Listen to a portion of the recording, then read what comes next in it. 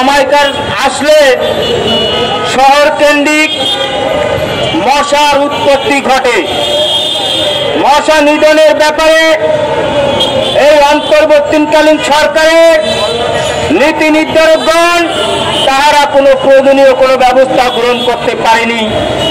সেটা আমাদের কাছে একটা দুঃখকর বিষয়।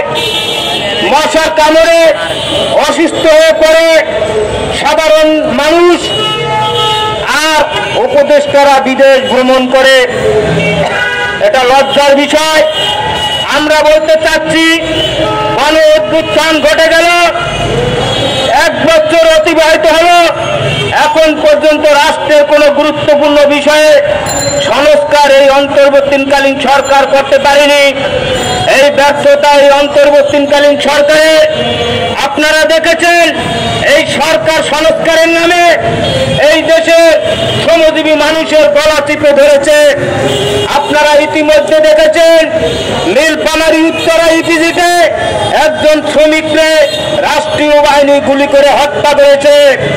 আসলে এই শ্রমিক হত্যার বিচার এই বাংলার মাটিতে হবে কিনা তা এখনো সন্দেহ।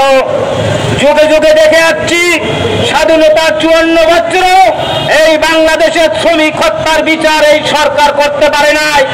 আর এই শ্রমিকদের ঘাড়ের উপর চেপে এই রাষ্ট্রের সরকার তাহারা শাসন করে, শোষণ করে, তারপরে শ্রমিকদের ভাগ্যের কোনো উন্নয়ন ঘটাতে পারেনি।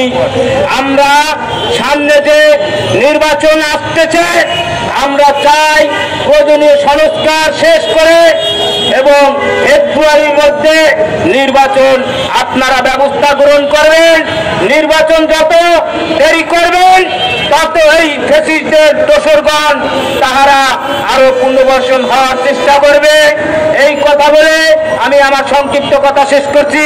দুনিয়ার মজদুর রাখাও বিপ্লব চিরজীবী।